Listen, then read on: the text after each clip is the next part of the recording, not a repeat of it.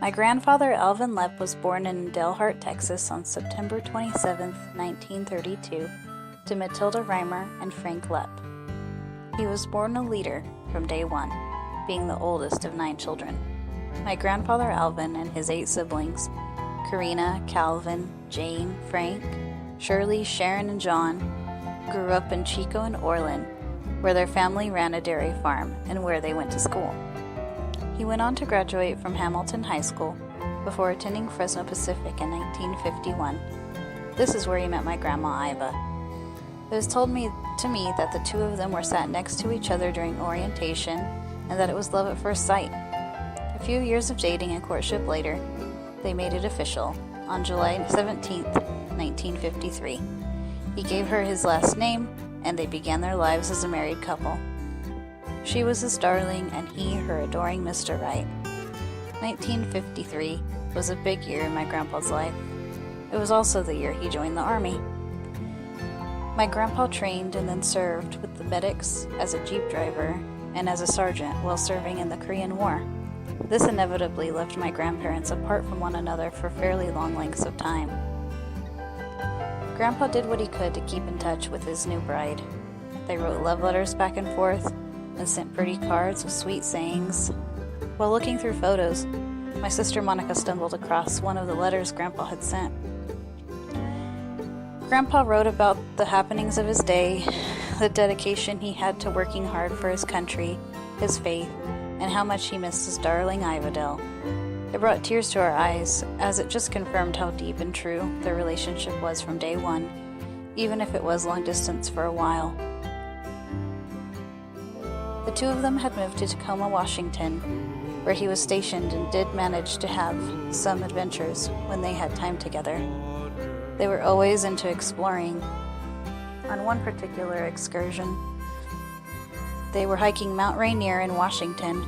My grandpa coerced my trusting grandmother up a steep and icy slope, only to find an enormous, looming drop in an unexpected crevice on the mountain. My grandmother, afraid for her safety, quickly protested to go any further, turned around, and hiked back down. It wasn't a total bust trip. He had a plan to bring her spirits back up by treating her to her first meal of fish and chips. Maybe it was the malt vinegar, the company, or a ravenous appetite built up from exciting hiking. But according to Grandma, these were the best fish and chips anywhere. After his military duty, my grandpa and grandma moved to Shafter, where they lived, worked, attended church, and started a family. My grandfather Alvin became a proud father for the first time in 1959 to Wayne Lepp. 2 years later, along came my mother Lynn. Along with Karen, the 5 of them developed a loving household. God created my grandparents to be wonderful mom and dad, who always made sure to have open arms and a comfortable, safe place to come home to. Before my mother passed away, she left me with wonderful stories about my grandpa Lepp. She told me of his hero-like strength and his wonderful way with animals. He always had a gentle calmness about him. I can only imagine that it would have been wonderful to have my grandpa Alvin as a father. As well as being a father and a husband, he was also a son, a brother, an uncle, a grandfather, and a friend to many. After joining my grandma's family, his joy just multiplied, as they all created so many wonderful memories together. Camping trips, dinners, retreats, birthdays, weddings, and family reunions. My grandpa made an effort to be there for all of us. One of the ways you can see the dedication of my grandfather is by taking a look at the work he did with and for his church. He and my grandma were always active members. Grandpa was on the board of trustees for the South Shafter and the Shafter MB churches for many years. He made many friends and helped on many projects and repairs.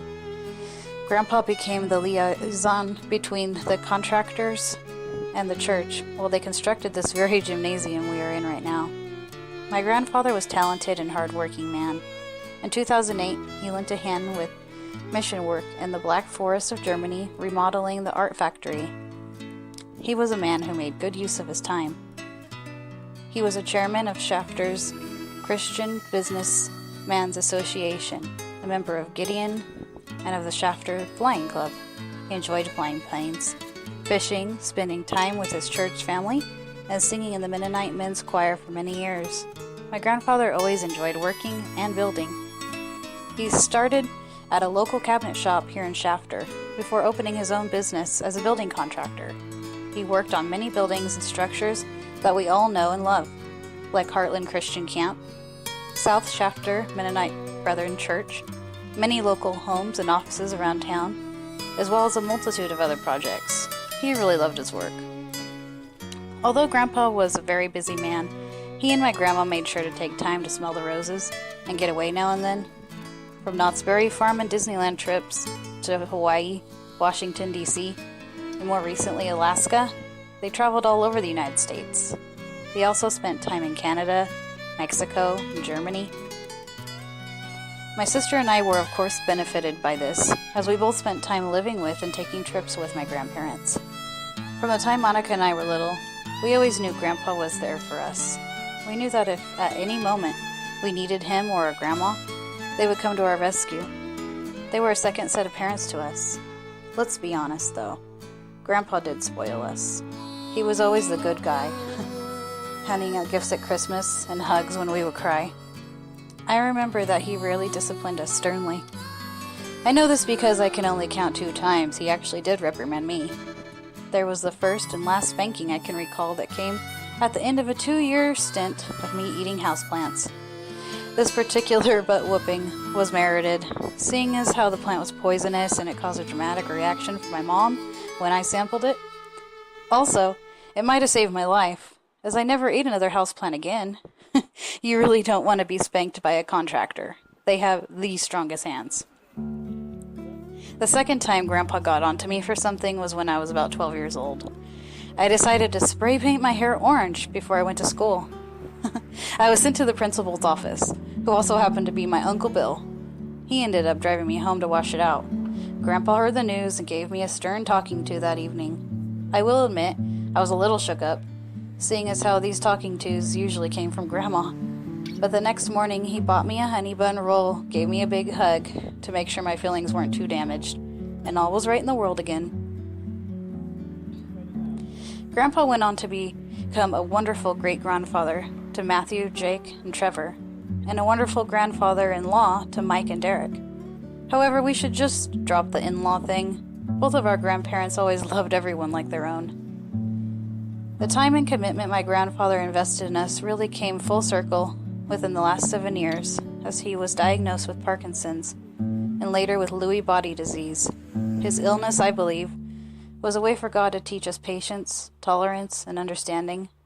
After all my grandpa had done for us, it was time for us to give him some of that same kindness back.